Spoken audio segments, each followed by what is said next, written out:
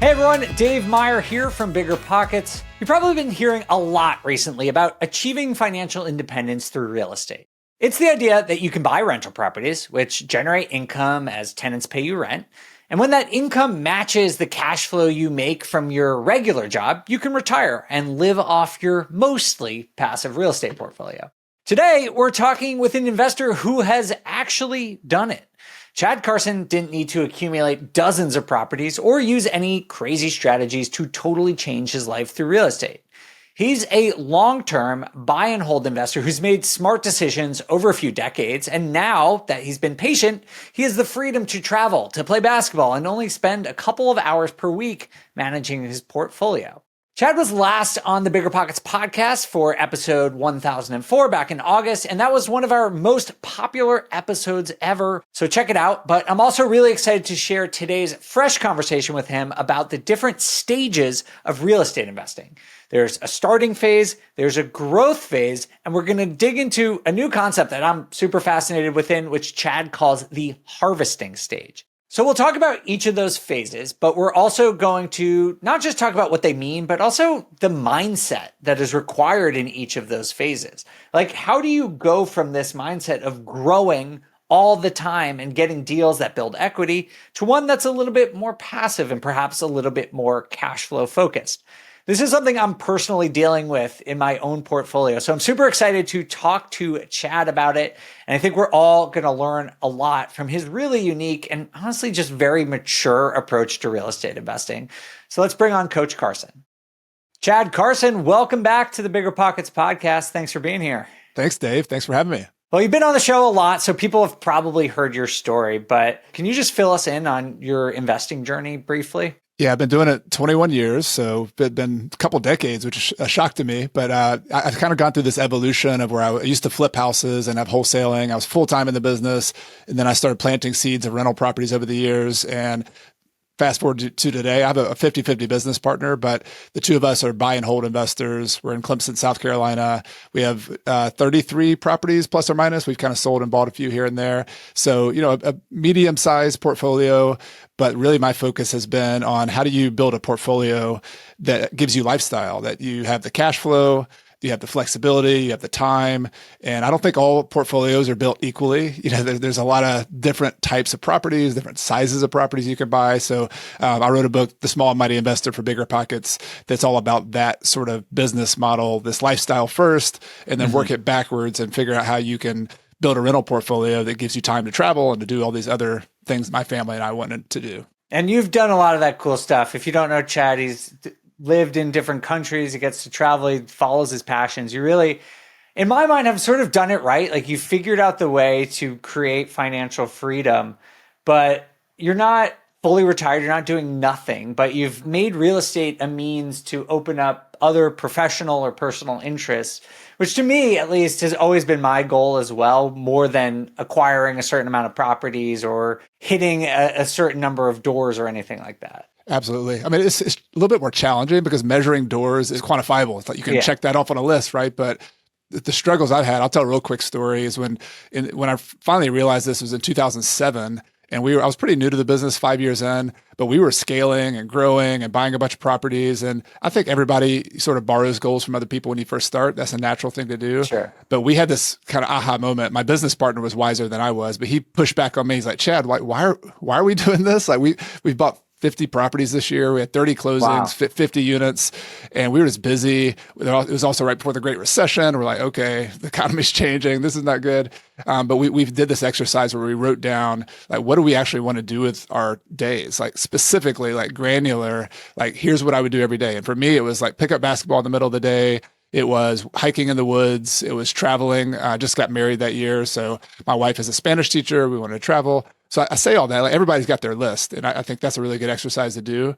But we finally realized that, like, all right, the business we're building right now isn't actually getting us the time and the space to do what we want to do. And so you have to actually be deliberate about it. Otherwise, it's easy to get carried away. So the natural kind of default of business and real estate is to go bigger and 10x and do all that. And that's cool. If people want to do that, I'm glad people do that. But a lot of us in the real estate business just want to have real estate be like this engine to do all these other things in our lives. And if that's you, then you got to think about it a little bit differently and kind of go with a different game plan. I imagine that was sort of a hard shift, though, mentally, right? Because you go from flipping and acquisition, which honestly is just instant gratification, which we all like, right? Yeah. But you used a term when you were introducing yourself where you said you went to starting more planting seeds. So does that mean you sort of had to go from seeing instant reward for your work to being perhaps a little bit more patient? It is. Yeah. The rental game is a very much a patience game. And I literally use the gardening metaphor. I think that's the best metaphor that, when you flip houses, that's like a cash crop. Like you plant that seed, you get some corn this year, you eat the corn. It's like, oh, that's very satisfying that you have the money right now. Whereas a rental property is more like I have some fruit trees in my backyard that it's some blueberry bushes. I've been planting these fruit trees and these blueberry bushes, and it's taken like 5 years or 7 years for them finally to produce some fruit. And once they do, they start coming in for like decades, right? And it's really, it's a wonderful thing. And rental properties are the same way. Like if you think that in the next 2, 3, 4, 5 years, it's going to like set you free, then that expectation is the trouble itself. And I definitely was guilty of that. I thought, all right, I'm going to live off this $200 a month in cash flow that I have on all these rental properties. Yeah. And then I had these spikes of expenses and I had these vacancies and I hit the Great Recession. And the point I think that's really important to know is that when you have a leveraged real estate portfolio, which most of us start with, like that's cool. I did the same thing. When we don't have enough capital to go out and buy 20, 30 rental properties, you got to borrow money, you got to scale. But eventually, when those plants grow up, you have more equity. You can do, I can talk more about kind of, I think there's different stages of real estate investors. You get into this harvesting phase of being a real estate investor where you change your priorities from just growing to actually like harvesting it. And you maybe pay off some debt. Maybe you do some different strategies at that point. Then you can have cash flow. Then you can have more peace of mind. Then you can have more simplicity. But that growth phase is pretty hectic and it's hard mentally. It was for me because you're not seeing all those rewards right away. Yeah. And yet you're still feeding it and you're working hard and you're not getting the payoff yet. What helped you sort of shift that mindset so that you could start thinking on a longer time frame? Some of it's just natural optimism. So I think some of it's just built in. Let's acknowledge it. Yes, some of that's delusional, but I think most people who get into real estate have optimism, and I think we have a little bit of a control freak nature. At least I do. Like, all right, I can do this. If we didn't have that, we'd probably just be passively investing in other stuff, which I like to do too. But real estate is very much a hands-on entrepreneurial game, and you got to believe in yourself, and you got to believe in the product. And I think beyond just a natural optimism is you got to look at examples of other people. And this is, I love stories of people who've done this for decades. And for me, for example, there's a guy named John Schaub, was a mentor of mine, and he's been doing it for almost 6 decades now. Started in the early 70s. Is that five decades? And when you have conversations with people like that, they will tell you about the ups and the downs, and they'll tell you about the cycles. And yet, if you look at their lifestyle, like I'll give him for an example. He's got like 25 single family houses. I think almost all of them are paid off. They produce, hundreds of thousands of dollars in income every year. He flies his airplane, he travels, he does charity work. He's just this flexible, amazing lifestyle. And so I started collecting like examples like that. I'm like, okay, I'm not going to ever be exactly like one person, but you say that's the kind of lifestyle I want. And I want to emulate that through a business model that's similar to that, as opposed to like, the Elon Musk style of real estate is, 10X and get these big syndications and do all that. That's cool. Like if you want to be the richest person in the room, but that's not the same as the people I've collected stories from who have the most time. They're like time billionaires and flexibility billionaires. It's a very different way of doing it. And so I borrowed optimism from those kind of people during the times when you don't really have the proof yet that it's going to work. That's great advice. And hopefully stuff like Chad's story as well for everyone listening, or, other examples that you see on the podcast, this is definitely doable for people. Like that's what's so cool about real estate is you're not inventing something new. You're not disrupting. You're following a path that if you have the right attitude, if you have the right perseverance, the right expectations, that you have a very good realistic chance of it. I think you're saying you have this like blind optimism, but I think that's warranted in real estate because it's so proven that it can exist. I want to ask you a little bit about the time frame because you talked about the growth phase. Maybe you can just start by giving us an overview of what you mean by that, the growth phase and sort of some of the subsequent phases, and how long realistically you think each of these phases last. Yeah, I believe that we go through three phases as a real estate investor. You begin as the starter, and the starter is more or less one or two deals. And you get your first deals under your belt. And the whole goal of the starter is just to learn. Honestly, like if you have the expectation of hitting a home run and doing everything in your first deal or two, that's probably not a realistic expectation. Yeah. The expectation is to learn and compound your knowledge, compound your network of people around you. And then also, I've been thinking about this lately. Don't make a big mistake on your first deal or two. I've talked to people who they saw the flips and the fix and flips and all these big deals that people did that were kind of sexy and exciting, but they also had a lot more risk and they're more advanced deals. So as a starter, just be basic, do your house hacking, do your just really vanilla kind of deals and be okay with like a base hit as a starter. That's part one. And then part two, like the grind that we were kind of talking about, where you have to have optimism and is the growth phase or the builder phase. And I think it varies a lot on the timeline of that. For me, it was definitely like 5 to 10 years were definitely in my builder phase. And so it's like the ultra marathon. Like you really have to stick with it. You've got to be patient. You got to be disciplined. And I think this is where everybody falls out. Like getting one or two deals is not easy either, but there's a bunch of people who give up in the builder phase, or they get impatient, or they do different stuff. That patience is a really difficult part. And then you get to phase number 3, which I call the harvester phase, which I don't think gets enough love. It doesn't get talked about enough. And that was one of my goals in the Small and Mighty Real Estate Investor book, was to talk about those of us who are trying to transition from growth and building to actually living off of our portfolio. Mm-hmm. Like what does that look like? When should you do that? And for me, it was, I started when I was 23. So I was probably 32, 33, 34 when I really was, I'm like, okay, I'm definitely in the harvester phase. I got through the Great Recession.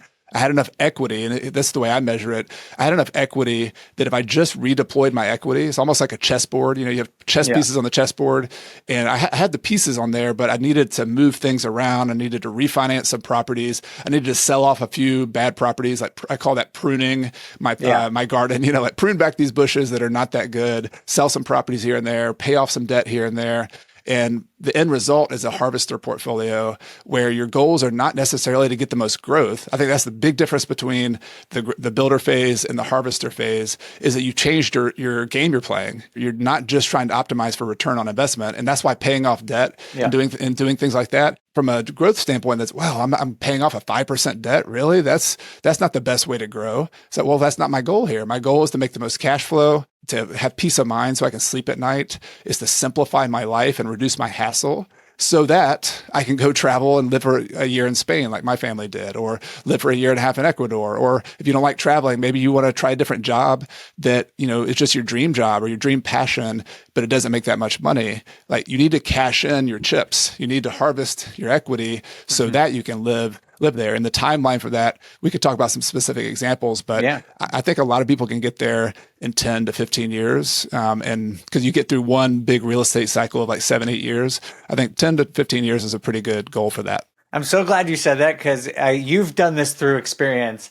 I'm a nerd and I did this through math, and I built the calculator They both to figure out how long it would take people on average. And what I came up with was 10 to 15 years. Like for most people, like if you just buy deals as frequently as you're realistically able to, even using average market returns for today, like even with 7% interest rates, it will probably take you 12 to 15 years, depending on market you live in, what your savings rate's going to be. But like roughly, that's pretty good. And that's incredible, right? The average career in the US is so long. Being able to say that you can enter this harvest mentality and sort of move to an opportunity where you don't have to retire, but you have this total time freedom in 10 to 15 years. That is unbelievable. I really just don't see any other industry, maybe other than, buying or starting your own small business, that really could feasibly do that. So that's what gets me and keeps me so excited about real estate, even though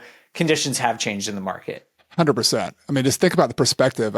Look at the average person in the United States, which is a wealthy country. they get to 65 and they have, I don't know the statistics on this, but it's not, no, but they're not wealthy enough to retire. They're stressed about it. And here we are talking about a game plan. If you're 30 or 40 or 50 in 10 years, 15 years, you could be living off $10,000 per month for the rest of your life. Like incredible. And, I've been interested in studying psychology a lot lately. And I think we all are susceptible to this as we compare ourselves and we compare our situation to the wrong thing many times. And so when you talk about 10 to 15 years, you're like, oh man, I want to get out in 5 years or 3 years. I've heard somebody on a podcast who bought 100 properties in 3 years and they're out. Well, the difference is they were an entrepreneur. They were a business person. They started a business. They used a lot of leverage. They probably had they scaled with a lot of risk, and that's cool. Like if you want to get there faster, that's possible. But what we're talking about here is kind of the boring style of investing, just planting a seed, buying a long-term rental. Maybe you mix a few short-term rentals in here and there to get some extra cash flow. But like this is the vanilla standard way of investing in real estate. If you want to go faster, like cool. Like if you're an entrepreneur and you're a go-getter, that's always available to you. But what we're talking about here is even if you are an entrepreneur, you should probably parallel do this steady path, because what happens if you go through those big roller coasters? And the biggest travesty as an entrepreneur is you used to have $5 million and you kept betting it all and now you've lost it all. Yeah. And you have nothing left. Like you should always have this slow and steady path is your foundation. That's like your fortress that you don't ever want to have to lose that because you've worked so hard to get there. I think that's such a good distinction because you can go faster if you want to. If you want to be doing off-market deals, if you want to be, calling direct to seller and doing all this stuff, like you can absolutely accelerate it faster than 10 to 15 years. Even if you want to do stuff like value add investing, you can move it up significantly. But it's up to each individual investor to sort of find that right balance, I think. And I know for me, I like working because it allows me to invest in real estate where it matters to me, but it almost doesn't matter. Like if my real estate goes slower for a year or I don't acquire something for a year, it doesn't really matter to me because I'm trying to do this for 15 years from now and I have like a high degree of confidence it's going to do that. If you want to be an entrepreneur and you want to be in it, like you have to do a certain amount of deals every single year, even if market conditions aren't great, even if inventory is low, even if something happens in your life and you're busy, like you have to maintain a certain volume and pace in your investing that can be difficult. And for some people, it's right. For me, it's never been my personal goal. But that's just sort of the continuum or the trade-off or the balance that you need to find as an investor. I think you and I sort of skew on one side of it, but I have a lot of friends. Most of my friends who are in real estate actually skew to the other side of it. Just knowing yourself, I think ultimately what I'm hearing you say too is this self-awareness thing. Real estate's so cool because there's a lot of different ways to get into it and you don't have to do it the same way somebody else did it. And if you compare yourself to somebody else, it's going to make you feel bad that, oh, I did one deal this year and I did one deal last year. That could be amazing over the 10 to 15 years, right? Yeah, I did 2 deals in my first 4 years. It's like, that's just how it works. Some people, not everyone is like going full hard into this. And I know on social media and stuff, like it looks like that, but that is honestly pretty rare for people to be like doing it that aggressively. All right, Chad, next, I want to ask you about how to optimize your portfolio for that harvester phase. But first, we have to take a quick break.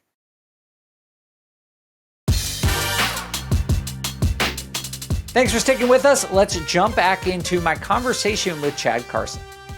I want to shift to the growth phase. You talked a little bit about the starter phase. I think we talk about that on the show a lot. But if your goal is to get to this harvester phase where, let's say 10 to 15 years from now, you have time freedom, you have financial freedom, all this great stuff, how should you structure the growth phase to position yourself to get to a successful harvester phase? There's going to be two buckets here of builders, the people with a lot of capital but not much time, and the people who don't have much money but have more flexibility and time and are willing to do that. I was in the more time camp. I didn't have all the capital, so I had to be more scrappy. I had to find deals that I could partner with other people. So I would go to people who had the capital and say, hey, I've got this deal. I think it's a really good deal, but I have no money to buy this deal. I'm all tapped out. Could you put up the money and we'll partner together on this deal? And my mentality was, I call it like the sweet potato pie principle. Is like, I have no pie right now. Like I'm not eating any pie. and I have no money to buy the pie. And Dave over here has some money. And I say, hey, Dave, I've got a pie on sale here. It's usually costs $20 and I could buy it for $10. Would you put up the $10 and we'll share the pie 50-50? Yeah. That's great, right? I would. I get to eat. Yeah. You get to eat. Now we both have pie. Yeah. And so I think a lot of people they're not willing to share a pie, and so they eat no pie. And that's kind of crazy. So the builder phase is really distinguishing. Are you the person with the money and not much time, or are you the person who has no money, or you're out of money, and you need to figure out how to match up that strategy to grow from there. That's how I see kind of just the basics of the builder phase. I completely agree. You have to bring something to the table.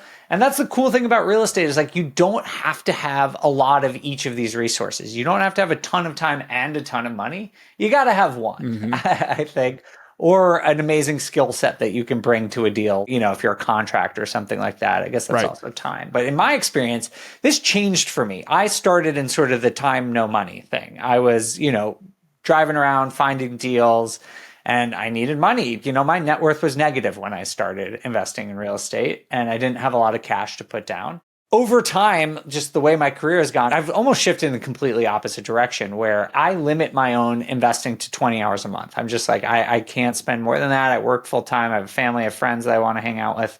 And so I've gone the complete opposite direction.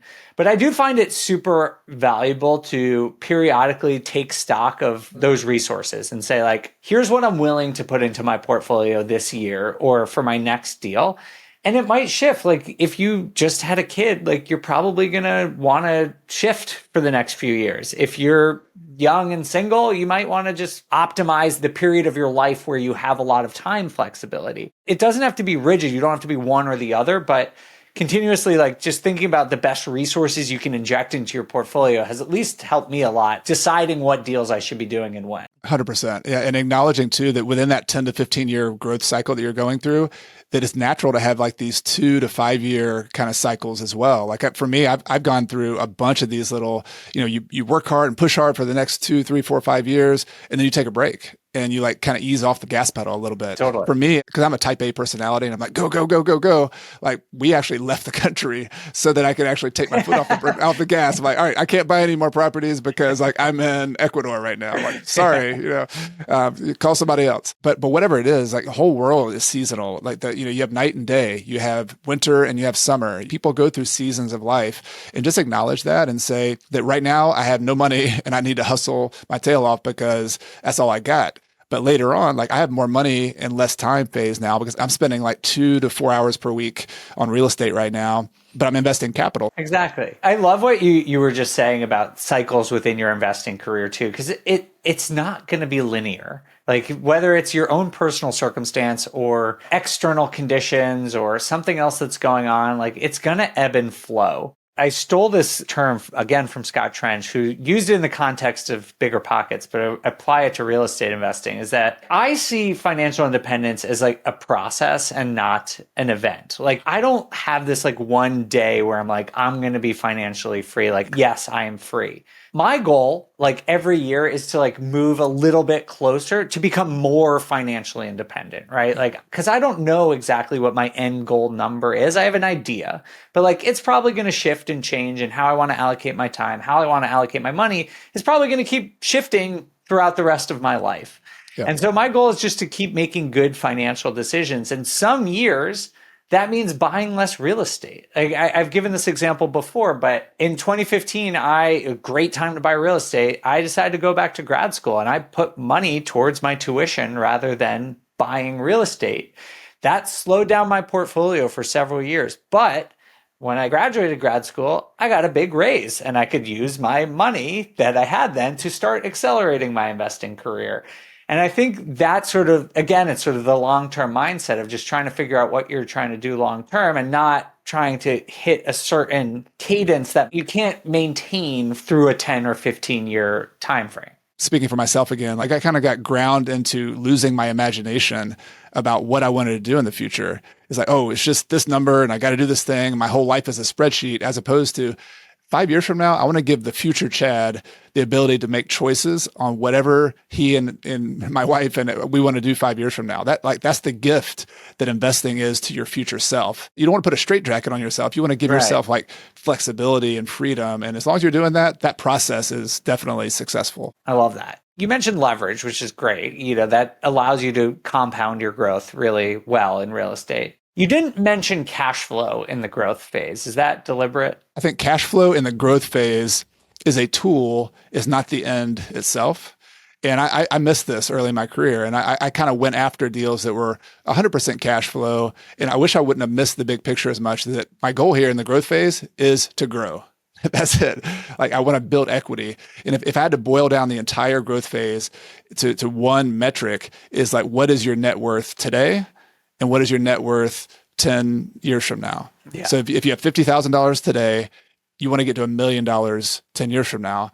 And cash flow it helps you defend the fortress. So it's really important. Like you don't want to have negative cash flow. Like I would rather put a huge down payment on a deal than have negative cash flow personally. 100%. So I'd rather have a low return on investment than have negative cash flow. Like I think cash flow is really important, but cash flow in the builder phase for me and cash flow in the harvester phase are two different things, because the goal in the builder phase is just to reinvest. If you do make cash flow, leave it all in there. Like it's like a container that you don't ever want to take that cash flow out of. You leave it in there to compound and grow. So cash flow is a legitimate strategy, but I think given where we are today, I know you're talking about this in the last couple episodes, given the shift in the market, many markets are not cash flow centric markets with a 7% interest rate. So the name of the game is getting from $50,000 to $1 million.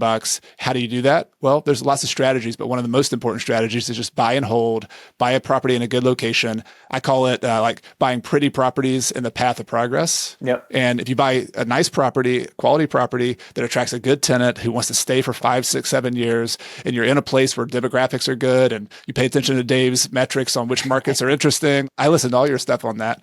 Then you buy markets that have good demographic tailwinds. Then over the long run, your rent's going to grow, your prices are going to grow, your debt's going to pay down, and then you'll have this equity that you can redeploy once you're in the harvester phase. Chad, you are known as Coach Carson. So I do want to ask you for some personal advice that I've been wondering about in my own investing and how to transition more into this harvester phase.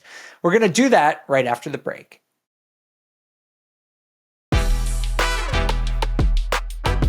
We're back. Here's the rest of my conversation with Chad.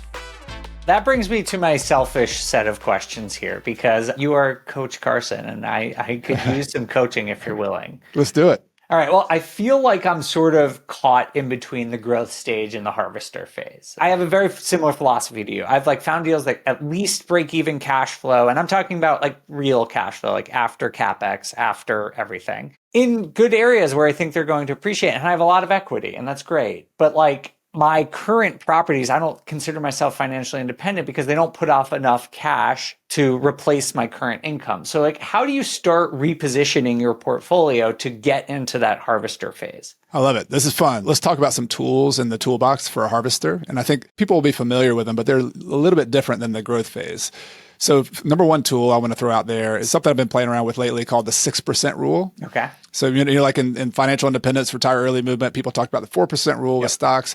I've been playing around with the 6% rule, which basically, if you look at your net worth, and this is currently net worth, or if you're a beginner, looking at your future net worth, approximately, I shoot for having about a 6% cash return on my equity in my portfolio. Plus or minus. Okay. They don't have to be exact. But this is a way to measure kind of where you are. And what I found, people who are late in the growth phase, somebody I worked with had a bunch of properties in Austin, Texas that had appreciated like crazy, right? But the rents had not kept up with the prices. People in California, people like I myself too, even in South Carolina, I had a lot of equity, not as much cash flow. And the reason for that many times is that you have these amortization of debts that you've owned the property for 10 years and the payment's the same as it used to be, but you're starting to pay down a lot more principal with that debt payment. Yeah. And the price of the property has gone up. So what has started off as an 80% loan to value is now like a 50% loan to value, maybe even a 40% loan to value. That's sort of a sign of a late growth phase investor. And so you can use the 6% rule just to say, all right, I have $1 million in equity. I should be making about $60,000 per year on that, but I'm not. I'm making $3,000. Yeah. So you can say I have some moves to make. I have some redeploying of equity. So let's talk about some of those moves. What could you do? The first one I like to do is I like to list all of my properties. And this is what I was talking about earlier called pruning my portfolio. And I want to look at all my properties and say, are there any properties that are obviously not good long-term investments? Here's some good reasons to sell a property. There's some bad reasons too. The good reasons might be the location has either stayed the same or gotten worse. It's not quite as good as the rest of my properties. Like it's not appreciating as much. It's not attracting as good of tenants. I've had some properties that I wanted to sell because the maintenance was a huge headache. Yeah. It was a really old property. I've had properties with like 15 trees all around the property. The roots kept getting in a septic tank, which is another bad thing. Like I like to have a sewer instead of a septic. And so you can start making a checklist of like, what are all the things that create more hassle and more costs for me as a landlord? And I want to put those properties on my hit list. Yeah. Those are the properties that I want to prune off. And so let's say if you had 15 properties, maybe there's like 3, 4, 5 properties that are on your hit list. And so you strategically work on selling those 3 to 5 properties. And at that point, you have 2 options, like they both can work. One, you could replace those properties with a new property and do like a 1031 exchange. Mm-hmm. And so at that point, you're not going to decrease your leverage anymore, though. You're going to kind of be at the same leverage level or maybe higher. But maybe you can buy properties that are more cash flow centric. Like your property now has a lot of equity, but it doesn't have much cash flow. So maybe you go from a single family house to 2 duplexes that have more cash flow. And so the most important thing is my cash flow position increasing on these properties so that I'm getting a better return on my equity. I love that. It's so hard to give up the equity upside. I mean, ideally you find the right one, but it's also hard because like the cash flow, like 6% is good, but it's not like super attractive. And I think it's just another thing where you have to be patient, right? Because the yield is going to go up over time. Well, hopefully you do better. I mean, I'm using that as a portfolio level analysis. Yeah. Like when you're making this move from like this one property to the 2 duplexes, for example, if you could make a 10% cash on cash return, your cash that you're investing would be better. So you shoot for better than that. But like on a whole portfolio level, if you're not getting 6%, you're underperforming a little bit for a harvester, I think. That's at least that's my metric. And it is psychologically, I don't like selling. Like I'm a buy and hold investor. The reason it's hard to let go of those is because we're in the growth mindset. We're like, all right, this could keep growing. But if you can replace that with something else that increases your cash flow from 200 or 300 a month to 1,000 a month. Right. Now we're talking, right? So I guess long story short, you evaluate your portfolio, you sell a few properties. Some of them you do 1031 exchanges. Some of them, and everybody get ready here, some of them you actually take the equity and you pay off the debt on some of your other properties. Yeah. And that was hard for me to do at first as well. But the overall goal for me as a harvester is to take my loan to value of my overall portfolio from like 40, 50% down to like my business partner and I are like 15% now today in our portfolio, something like that. And that fluctuates a little bit. But my read was if you look at mature investors in like the stock market, like Warren Buffett style investors in the real estate market, the most mature investors with a mature portfolio don't have a bunch of debt. Yeah. I know there's exceptions. I heard Robert Kiyosaki's borrowing $1 billion. Okay, that's fine. But like most of us, like mature investors, have less debt. Yeah. Because number one, it reduces our risk, it makes it easier to sleep at night, it increases our cash flow, and it gets us to our goal, which is to be able to live off the income. That's the bottom line. That's such good advice. So yeah, I think it's 2 different things here, right? One is repositioning. And then the other is what I would call like deleveraging, right? Like over the course of your career, as you enter this harvesting phase, you either pay off existing debt or when you make a new acquisition, you perhaps either buy for cash or start it at a lower LTV. Yeah. So 2 more harvester tools. You just mentioned one is like, let's say you have a bunch of properties with like 3.5%, 4% debt. And you're like, I'm going to pay all that debt off. It would be okay to just save up your cash and then pay cash on the next property because overall you're still reducing your portfolio level debt to asset ratio, right? So that is a kind of way you can stair step your way into this.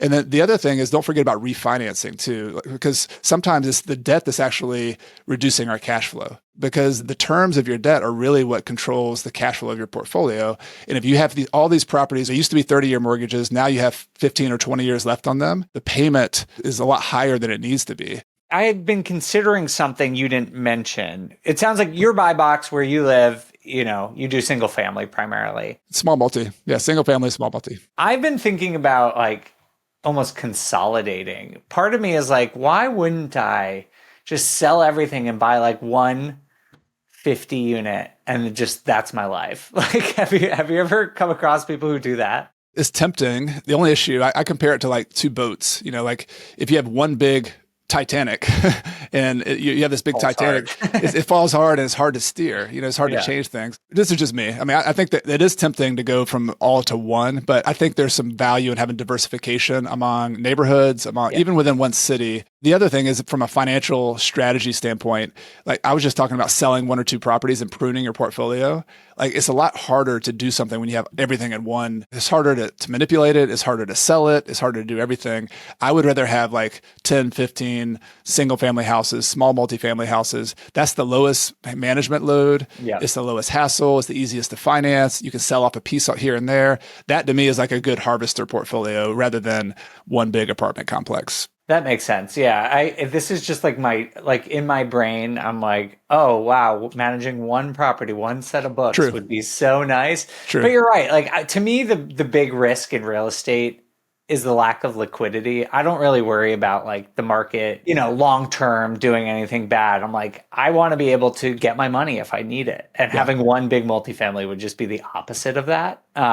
Exactly. There's limited demand. Like imagine if you had that right now. It is hard to sell a multifamily property right now. Yeah. Like you'd be in a tough spot if you wanted to reposition your capital right now. Now, if you needed to raise, Chad, a couple $100,000, you're maybe not going to get top dollar depending on what's going on in the market, but you'll be able to do it in a couple months, like if you really needed to, for sure. I'll give you an example. One of your $300,000 houses, if you came to me and you're like, Chad, I've got this opportunity, like I need money this week. Like the reason I need it is because I have another deal that I can buy for 50% cents on the dollar. If you came to me and you were like, can I borrow 50% of the value of my property? I know you, Dave. I know I could look at the property.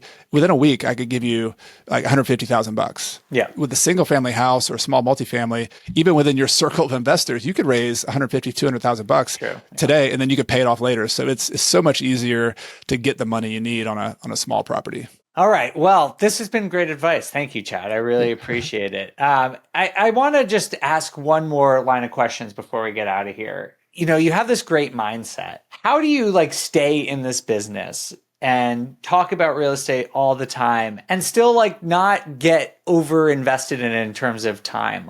What is the trick to you? Because I hear everyone on social media being like, I'm going to retire early. I'm going to, fire this, fire that. And no one retires. Everyone just keeps working. And so you're kind of the exception to that rule. You still do work, but how have you been able to maintain that discipline? Well, I think I have a new career, first of all. Real estate used to be my 80-hour-a-week kind of thing when I was flipping houses. And then I told you today, I spend on an average week 2 to 4 hours per week on my rental portfolio. Now, if I'm acquiring a new property or something, that's different. But for me, my new career has been a couple fold. One is I like teaching. I enjoy the content business. So it's for me, reading and learning and studying and writing an article or creating a script for a podcast or YouTube videos. I like storytelling. That's just my passion at the moment. So the answer for me has not been retiring and sitting on a chair somewhere. It's been what do you want to be when you grow up? And I just turned 45. 10 years ago, I was like, what do I want to do now? What a good question. It's kind of terrifying, but what do I want to do? And when I thought about it, it's I love being a student. I read you can see all these books I have in the background. The question I like to ask myself is, if you had a Saturday or a day with nothing planned, what would you naturally do? Yeah. Just because it's fun. And for me, it's learning. I like to collect ideas. I take notes. It's just, I underline books. Yeah. That's what I do. So what career could I do where I could have fun and add value to other people underlining books and doing that? That's teaching. And so that's been my answer. Everybody's got a different answer. I've also left space too for the seasonality of life. I have kids who are 13 and 11 right now. So coaching volleyball has been kind of fun. I didn't know anything about volleyball. I coached that some. My kids have started wanting to work out with me, which is kind of fun. So we'll go to the rec center and do workouts together. Your life is a cup. You have this time that you can fill up. The only question is what do you fill that cup up with? And it used to be real estate 100% of the time. Now it's a lot of teaching and content creation. It's also parenting a lot more actively, because I know when they go to college and they're out of college, hey, my cup will go back to, I have more time in my cup again. So right now, parenting has been a big part of that, travel, that kind of stuff. I feel like we all have the equivalent of that. We have whether we're parents or we have elderly parents we want to take care of, or we have some kind of nonprofit. I feel like financial freedom is not only finding your passion to work on, but also like, what can I give back to the community? So in a way that we entrepreneurs, we solve problems. How can I solve problems in my local community, whether I make money or not? Like, it has nothing to do with returning a profit. It just has to do with like making a difference and using these skills that we have to solve problems. And I think that's fascinating. And I think so many of us in our BiggerPockets world could be doing that. Like, we have passions that we could work on, and having optionality and having the money solved gives you that cup full of time to go pour it out wherever you want to do it. What a cool mindset and what a cool story, Chad. And I find it so inspiring. This was exactly the conversation I needed today. Thank you for joining us. And hopefully everyone listening feels the same way. That to me, this is the most relatable real estate story you can have, where it's just finding ways to pursue the life that you want. And you've broken it down in such an actionable and useful way, Chad. Thank you for sharing it with us. My pleasure. Thanks for having me. Thank you all so much for listening. We'll see you next time for the BiggerPockets podcast.